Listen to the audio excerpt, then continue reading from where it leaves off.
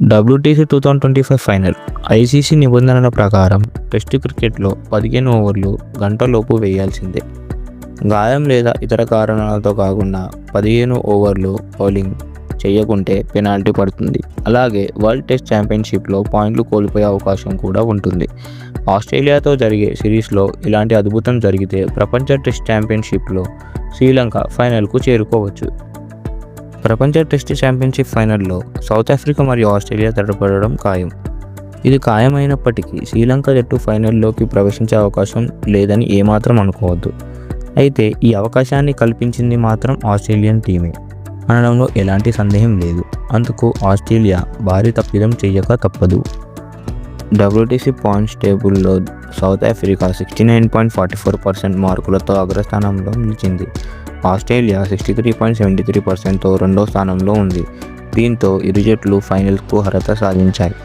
అయితే ఆస్ట్రేలియా జట్టు world test championship series మ్యాచ్లు ఇక్కడితో ముగిసిపోకపోవడం విశేషం. అంటే ఆస్ట్రేలియా శ్రీలంక మధ్య 2 మ్యాచ్ల టెస్ట్ సిరీస్ జరగనుంది.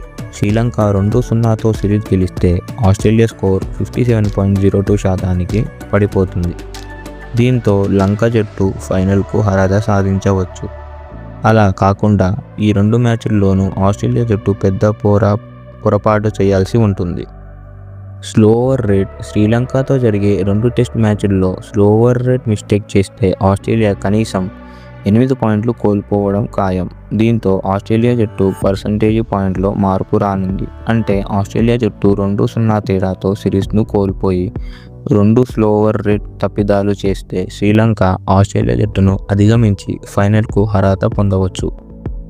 టెస్ట్ క్రికెట్లో ఇలాంటి పొరపాటు జరిగాయా అని ఆరా తీస్తే ఖచ్చితంగా ఎస్ అనే ఆన్సర్ వస్తుంది. 2023లో స్లో ఓవర్ రేట్ కారణంగా ఇంగ్లాండ్ మొత్తం 19 పాయింట్లు కోల్పోయింది. ఈ కారణంగా 2023 ప్రపంచ టెస్ట్ ఛాంపియన్షిప్లో ఫైనల్కు చేరే అవకాశాన్ని ఇంగ్లాండ్ కోల్పోయింది.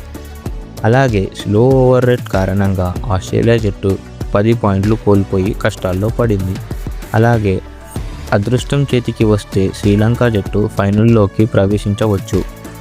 మీలో ఎంతమంది శ్రీలంక ఫైనల్కు వెళ్ళాలని ఆశిస్తున్నారో కామెంట్ రూపంలో నాకు తెలియజేయండి. మరియు నా ఛానల్ని సబ్స్క్రైబ్ చేసుకోండి.